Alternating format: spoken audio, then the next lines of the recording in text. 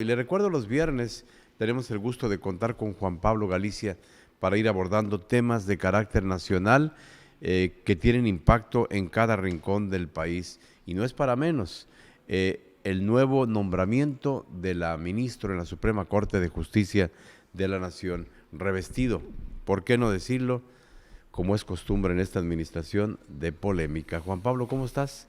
Bienvenido. ¿Qué tal, José Luis? Muchas gracias. Buena tarde. Un saludo a todo el público de Grupo Fórmula. Ella es Yasmín Esquivel.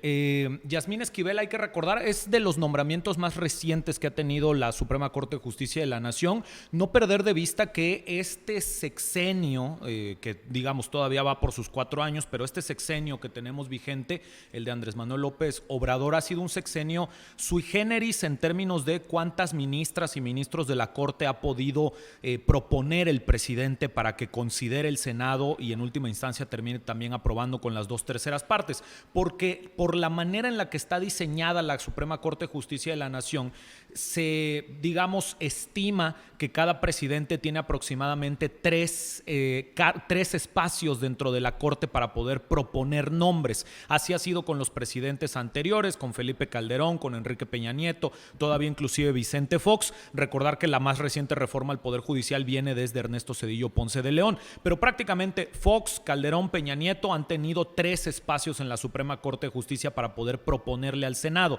Andrés Manuel López Obrador teóricamente ya agotó sus 3 espacios también en la Corte, pero no hay que perder de vista que pues se le inició, o más bien se le giró una amenaza muy sentida por parte de un expediente que existía en la Unidad de Inteligencia Financiera a Medina Mora, el ministro Medina Mora, a principios de este sexenio, con lo cual el presidente de la República tuvo un 4º espacio dentro de la Suprema Corte de Justicia de la Nación para poder disponer, lo cual pues ya lo hace que tenga pues una palanca y un peso específico dentro de la Corte. ¿Esto por qué lo comentamos? Porque una cosa es que tenga estos 3 o 4 votos, porque de repente han votado de manera diferenciada en algunos de los proyectos estos ministros, estas ministras, han votado diferenciado en algunos temas para declarar inconstitucionalidades, recordando que en la Corte a fuerzas tienen que ser 8 los votos, 8 de los 11 ministros tienen que votar a favor de una inconstitucionalidad para invalidar alguna norma.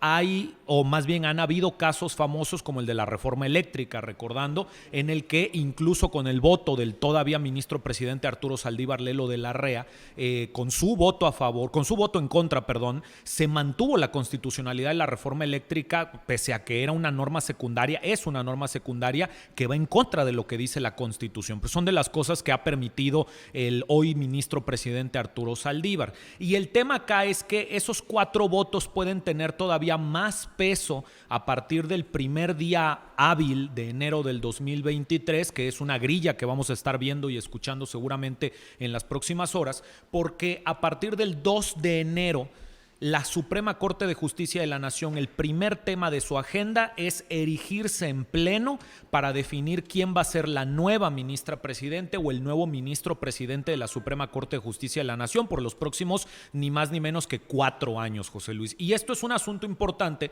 porque se viene una lucha jurídica importante en materia de reformas a nivel federal. Tan solamente recordar que actualmente seguimos todavía en vilo por el tema de la reforma en materia electoral, el llamado Plan B del presidente de la República, que si bien tiene a todas luces algunos elementos que han sido considerados inconstitucionales hasta por propios miembros de las bancadas morenistas en Cámara de Diputados y en Cámara de Senadores, es la Suprema Corte de Justicia la que tiene que declarar esas inconstitucionalidades. Nosotros podemos verlas, nosotros podemos denunciarlas, los propios políticos pueden verlas y que estén allí las inconstitucionalidades, pero hasta que la Corte no las declare como tal, esas normas van a estar vigentes apenas las apruebe el Senado de la República y las promulga el presidente de la República, lo más probable por allí de febrero del próximo año.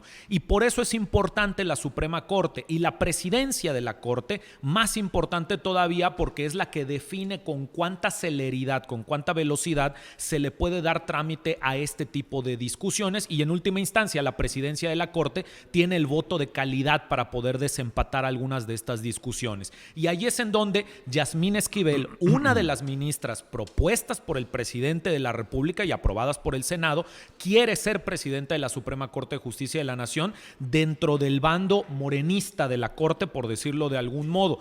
Por esa razón es que en las últimas horas salió un reportaje de Latinos, la plataforma Latinos, que muy probablemente quienes nos escuchan y nos ven ubican perfectamente, en el que se detectó, tal cual con las dos tesis en mano, que la tesis de licenciatura de Yasmín Esquivel es un plagio de una tesis de licenciatura de muchísimo tiempo atrás, lo cual invalida, si nosotros nos vamos, digamos, a las consecuencias que deberían de venir cuando se detecta un plagio de este tipo, invalida la cédula profesional de licenciatura de la abogada Yasmín Esquivel. Y para poder ser ministra de la Suprema Corte de Justicia de la Nación o ministro se requiere licenciatura en Derecho.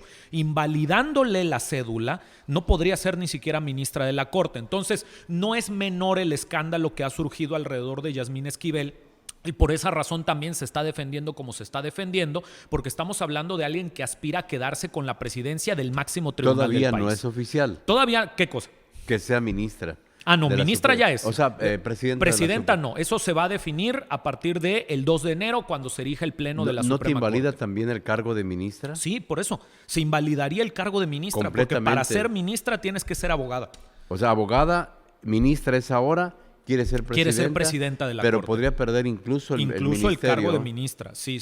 Ya la Universidad Nacional Autónoma de México, ella es egresada de la FES Acatlán, la Facultad de Estudios Superiores de Acatlán, ya se ha informado que se va a erigir un tribunal universitario para determinar si efectivamente su tesis fue producto de un plagio, porque ya han salido sus sinodales, su asesora de tesis a decir que no detectaron nada, pero si uno ve las dos tesis, José Luis, es evidente que hay plagio. Así sea en menor medida, digamos, así sea en algunos de los capítulos, pero es que el índice está plagiado, hay párrafos enteros que están plagiados. Hasta los errores gramaticales. Hasta los errores ortográficos y gramaticales están plagiados, y eso, digamos, en cualquier otra circunstancia invalida, insisto, tu cédula profesional, en cualquier otra circunstancia.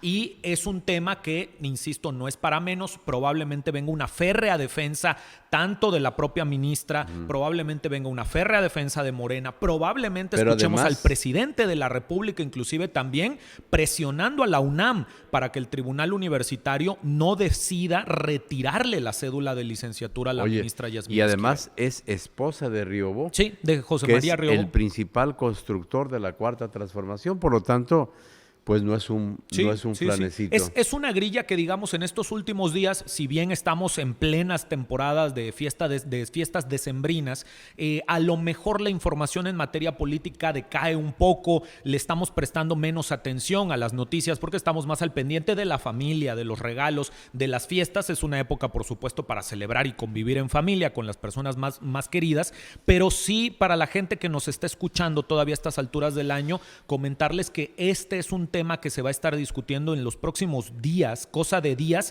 porque es el 2 de enero que la Suprema Corte de Justicia de la Nación tiene que definir quién va a ser su próxima presidenta o presidente. Del otro lado, del lado de los ministros o ministras que no están del todo contentos con la manera en la que Arturo Saldívar prácticamente le ha entregó la Corte y las decisiones de la Corte al presidente de la República, se habla mucho, por ejemplo, de Lainez Potisek.